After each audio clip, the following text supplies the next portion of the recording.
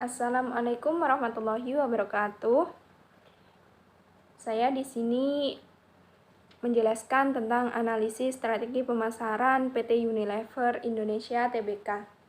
Sebelum masuk ke materi, perkenalkan nama saya Ukhtiana Khairunisa, NIM 2020-11201, kelas manajemen 3C, Universitas Muria Kudus.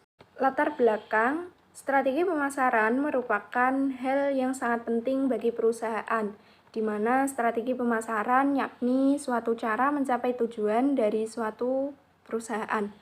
Sehingga untuk menjalankan sebuah usaha, maka diperlukan adanya pengembangan melalui strategi. PT Unilever Indonesia Tbk adalah perusahaan multinasional yang memproduksi barang konsumen untuk memenuhi kebutuhan akan nutrisi, kesehatan, dan perawatan pribadi sehari-hari dengan produk-produk yang membuat para pemakainya merasa nyaman, berpenampilan baik, dan lebih menikmati kehidupan.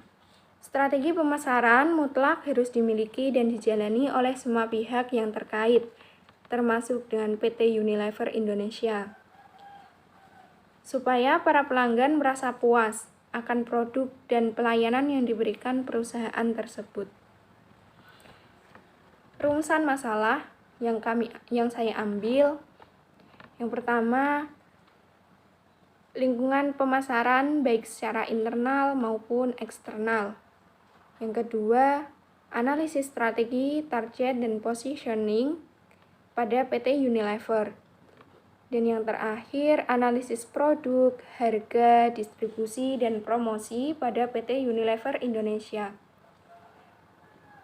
Tujuannya yaitu, yang pertama, mampu menyebutkan lingkungan pemasaran secara internal dan eksternal. Yang kedua, mengetahui segmentasi, target, dan positioning pada PT Unilever Indonesia. Dan yang ketiga, mengetahui produk, harga, target, dan promosi pada PT Unilever Indonesia Tbk. Baik, kita masuk ke materi. Yang pertama yaitu lingkungan pemasaran internal. Apa sih itu lingkungan pemasaran internal? Pemasaran internal memiliki sifat yang lebih universal dan mencakup seluruh fungsi yang dilakukan dalam setiap kegiatan bisnis. Aspek dalam lingkungan pemasaran internal perusahaan antara lain, yang pertama produksi. Contohnya di sini PT Unilever Indonesia meluncurkan produk-produk dalam ukuran, kemasan, dan harga yang lebih ekonomis. Oleh karena itu, konsumen akan mencari produk yang membantu mereka tetap produktif di dalam rumah, dan produk yang dapat melindungi diri mereka secara efisien dan praktis di luar rumah. Yang kedua, keuangan. Laporan keuangan yang digunakan oleh PT Unilever yaitu debt cost atau cost debt, biaya hutang. Estimasi biaya atau penyusunan anggaran pada PT Unilever menggunakan metode top down, dan kriteria investasi PT Unilever adalah payback period. Yang ketiga, SDM. Kekuatan Unilever ada pada kualitas sumber daya manusia. Unilever secara rutin merekrut lulusan baru dari universitas terkemuka. Selain itu, diberikan pelatihan sistem produksi, pemasaran, dan keuangan selama 3 bulan. Mereka tidak langsung kerja, tetapi di-training terlebih dahulu di berbagai bidang seperti manufaktur, pemasaran, penelitian, dan pengembangan. Dan yang terakhir, riset dan pengembangan. Unilever Indonesia telah melahirkan banyak inovasi di bidang digital, seperti Unilever Home Delivery, eksistensi yang semakin kuat di jalur e-commerce, layanan untuk menjawab kebutuhan konsumen di tingkat profesional melalui Unilever Professional, dan peluncuran aplikasi Sahabat Warung untuk membantu para mitra pedagang warung agar tetap sehat, selamat, dan dapat berjualan.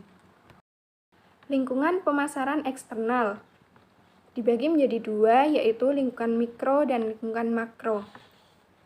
Yang pertama yaitu lingkungan mikro. Terdapat customer. Kita dapat melihat pengaruh selera masyarakat terhadap jenis output yang dihasilkan oleh PT Unilever Indonesia Tbk. Selera masyarakat yang berbeda-beda mempengaruhi Sariwangi atau anak perusahaan PT Unilever Indonesia dengan produk teh dalam menghasilkan jenis barang yang akan dipasarkan. B. Distributor atau perantara pemasaran. PT Unilever Indonesia Tbk membentuk dan menjalin jaringan distribusi yang sangat baik. Salah satu caranya, PT Unilever Indonesia mengeluarkan program-program bagi para distributor yang membuat display dari produk Unilever yang baik di tempatnya berdagang. C. Masyarakat umum. Jalinan kemitraan antara Pepsodent dengan PDGI memberikan pengaruh pada Pepsodent dalam hal kualitas produk dan kemasan produk. D. Kompetitor. PT Unilever Indonesia Tbk dengan Lifebuoy-nya lebih memfokuskan produknya pada jenis konsumen, yaitu keluarga dengan memproklamirkan Lifebuoy-nya sebagai sabun mandi kesehatan keluarga. Dan E. Government. PT Unilever Indonesia Tbk melahirkan Tration sebagai bagian dari program Green and Clean. Dan yang terakhir, supplier. Teh Sariwangi adalah produk yang memenuhi keinginan para kalangan premium. Untuk produk terbarunya, yaitu PT Unilever Indonesia mencari supplier lain untuk memasarkan produk-produknya. Lingkungan eksternal, lingkungan makro. A. Demografik dan kultural. PT Unilever Indonesia Tbk telah mampu memenuhi kebutuhan para penduduk Indonesia dengan berbagai produk yang dihasilkannya, yang dapat dinikmati oleh semua kalangan usia dan semua kalangan kelas ekonomi. B. Alam. Kebijakan dalam PT Unilever Indonesia dipengaruhi pula oleh lingkungan internasional. Salah satunya adalah kebijakan PT Unilever Indonesia Tbk dalam program peningkatan gizi anak. C. Politik. Kondisi politik Indonesia yang seringkali tidak stabil membuat keadaan ekonomi yang ada di Indonesia pun menjadi tidak stabil pula. Keadaan ini akan menjadi perhatian PT Unilever Indonesia Tbk dalam menjalani kegiatan organisasi sehari-hari maupun dalam membuat keputusan. D. Teknologi. Kekuatan teknologi digunakan PT Unilever Tbk untuk memberikan pengaruh positif terhadap organisasinya. Dan yang terakhir, ekonomi. Kondisi perekonomian Indonesia yang sempat menurun membawa PT Unilever Indonesia Tbk untuk melakukan suatu inovasi agar produk-produk yang dihasilkannya dapat dinikmati oleh seluruh masyarakat Indonesia. Analisis SWOT pada PT Unilever. Pertama, kekuatan. 1. Sebagai salah satu perusahaan terdepan untuk produk home and personal care serta food and ice cream di Indonesia. 2. Unilever adalah salah satu supplier utama barang-barang konsumen, memiliki lebih dari 400 brand dan produk dari kami dipasarkan di 190 negara. 3. Perencanaan baik dan kerjasama erat dengan para pemasok, konsumen, dan distributor untuk mengantarkan produk-produk dari pabrik ke tempat-tempat penjual. 4. PT Unilever memiliki moto Operational Excellence with no compromise and quality. Unilever dapat menjalankan operasinya dengan baik tanpa mengabaikan kualitas produk. Kelemahan yang dimiliki PT Unilever. Yang pertama, PT Unilever memiliki struktur matrik yang terdapat beberapa tantangan yang harus dihadapi perusahaan. Yang pertama, sulitnya koordinasi kegiatan antar departemen yang mempunyai agenda dan jadwal sendiri-sendiri. 2. Birokrasi. Birokrasi yang panjang karena kebijakan sentralisasi yang menyebabkan Unilever Indonesia tidak begitu baik untuk memutuskan sesuatu. 3. Penggunaan kemasan plastik. Kebanyakan dari berbagai produk PT Unilever menggunakan kemasan plastik. Peluang yang dimiliki PT Unilever Tbk. 1. Tingginya kepuasan konsumen terlihat dari predikat Prima Index kepuasan konsumen. 2. Banyaknya pemain pasar nasional yang belum memiliki cara produksi kosmetik yang baik. Dan yang terakhir, tingginya tingkat ketergantungan masyarakat akan jenis produk consumer good. Ancaman yang harus dihadapi oleh PT Unilever. Yang pertama, kenaikan bahan baku dan bahan kemasan. 2. Tidak stabilnya nilai tukar rupiah terhadap mata uang asing. 3. Maraknya pemalsuan dan penyelundupan produk dari Cina.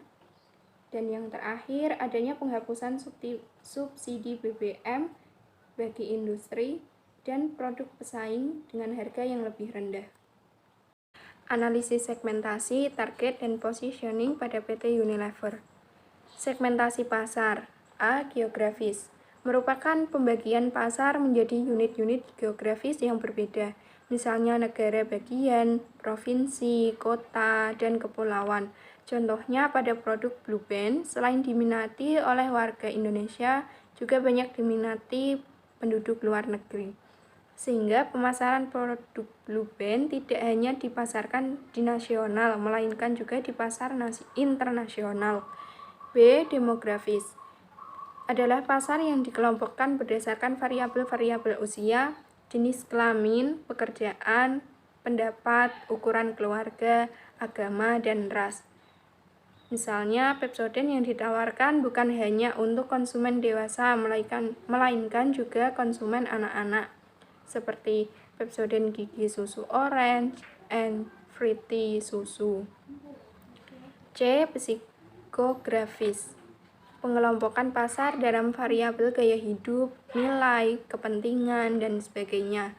Segmentasi secara psikografis dengan konsumen pemerhati produk dilihat dari produk Pepsodent yang dikhususkan seperti Pepsodent Sensitif dan Pepsodent Komplit. D. Behavioral. Perilaku pembagian kelompok berdasarkan pemakaian, penggunaan produk, dan loyalitas merek. Tingkat penggunaan, status kesetiaan, dan sikap. Contohnya seperti yang sudah dikenal yaitu pasta gigi keluarga. Targeting pasar Unilever. Produk PT Unilever Indonesia Tbk telah memenuhi kebutuhan para penduduk Indonesia dengan berbagai produknya yang dihasilkan dapat dinikmati oleh semua kalangan usia dan semua kalangan kelas ekonomi. Karakteristik demografis yang ideal inilah yang membuat PT Unilever Indonesia Tbk menjadi terkenal merajai pasar di Indonesia. Sebagai contoh, salah satunya adalah produk sampo. Target pasar yang dituju oleh sampo Clear adalah konsumen di daerah tropis yang menginginkan sampo berkualitas dengan harga terjangkau. Begitu juga dengan sampo Tresemme. Sebagai bagian dari strategi branding, target pasar produk ini disebut dengan style seeker atau pencari gaya yang tidak hanya mengutamakan penampilan rambut, tetapi juga yang mementingkan kualitas dari produk perawatan rambut. Positioning pasar Unilever. Komitmennya adalah mengembangkan the leading power brand sebagai kekuatan sekaligus daya saing Unilever, agar tetap unggul dalam persaingan dan dapat mempertahankan loyalitas pelanggan. Dalam hal positioning, Unilever juga mampu menerapkan produk-produk yang dihasilkannya ke dalam bentuk posisi pasar. Sebagai contoh, kami mengambil produk Pond's untuk menerangkan tentang posisi pasarnya. Pond's terus berupaya mengembangkan produknya dan menempati hati konsumennya. Saat ini kita mengenal produk Pond's White Beauty dengan slogan putih merona bersinar. Analisis produk PT Unilever. 1. PT Unilever adalah perusahaan yang memproduksi makanan, minuman, pembersih, dan konsumen pribadi. 2. PT Unilever memiliki 33 merek dan beroperasi di 13 kategori, sementara di seluruh Indonesia. Unilever memegang 400 brand.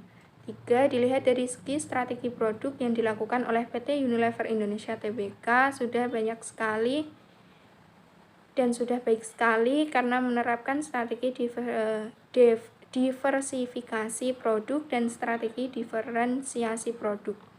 4. Dengan menerapkan strategi diversifikasi produk, konsumen dapat memilih berbagai produk Unilever sesuai kebutuhan mereka. Begitupun dengan menerapkan strategi diferensiasi produk, maka produk Unilever lebih mudah diingat oleh konsumen.